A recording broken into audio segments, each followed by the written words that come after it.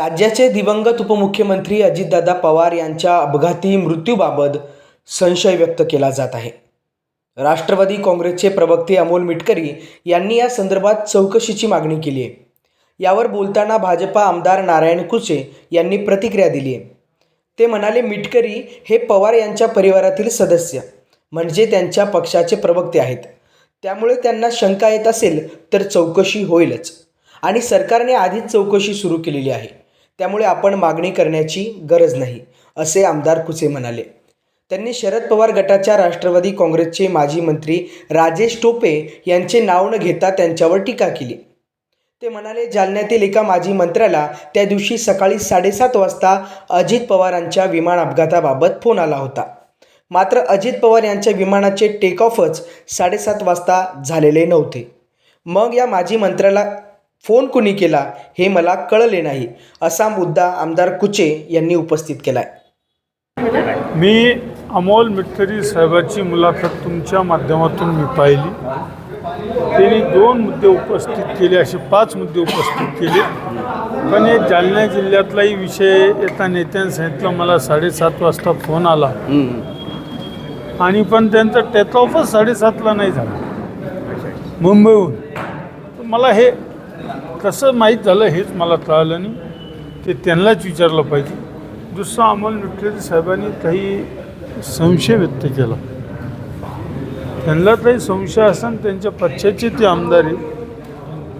दुर्दैवाने असं काही होत असेल त्याची चौकशी करू लागली आणि त्याची चौकशी होईल आणि चौकशीची निष्पन्न आहे ते होईल.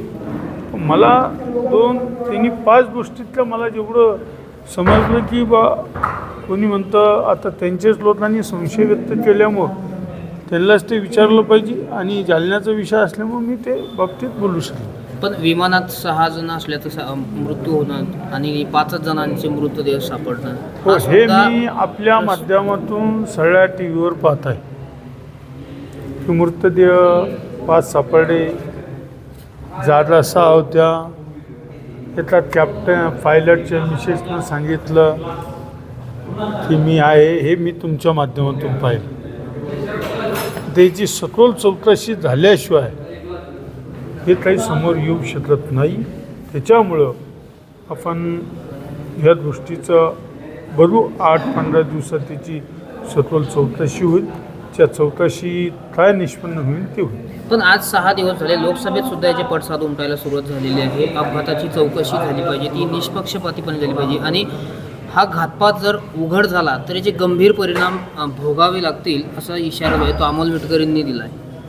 100% अमोल मिटकरी साहेब जो संशय व्यक्त केला कोणी असेल, परिवारातला माणूस जातो त्याला संशय येतो, त्या संशयाच्या दृष्टीने त्याची चौकशी झाली पाहिजे असं त्यांचं म्हणणं असेल तर 100% ते चौकशी होईल, मला असं तरी वाटतं.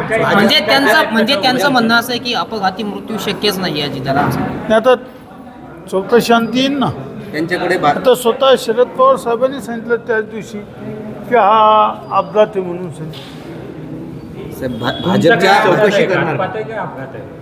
आता पहिल्या दिवशीपासून मी तिथं बघतोय, सगळेजण म्हणतात की हा अपघात. पण काहीला संशय असेल परिवारातल्या माणसाला, कारण की अमोल मिटकरी हे परिवारातले राष्ट्रवादीचे प्रवक्ते येते, मी आणि ते सोबत आमदार आहे.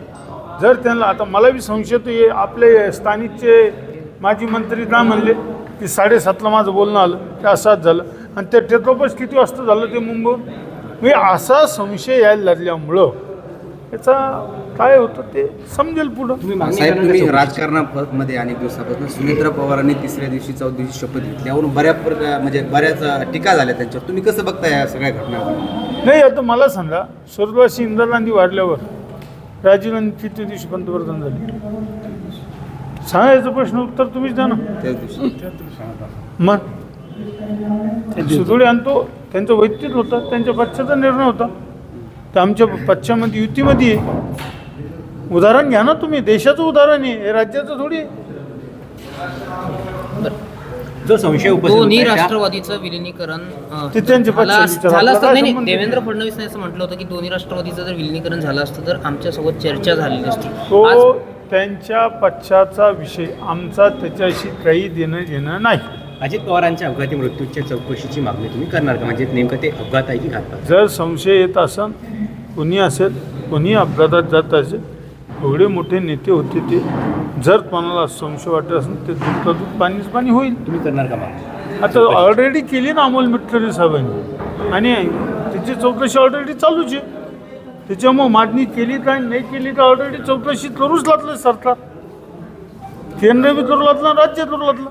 लाडक्या बहीण योजनेला अजित पवारांचं नाव द्यावाशी मागणी अमोल मिटकरी. आणि आता तो सरकारमधला निर्णय, ज्याला जे द्यायचं ते सरकार जो निर्णय घेईल, या महाराष्ट्राचे यशस्वी मुख्यमंत्री आदरणीय देवेंद्र फडणवीस जो निर्णय घेईल तो आम्हाला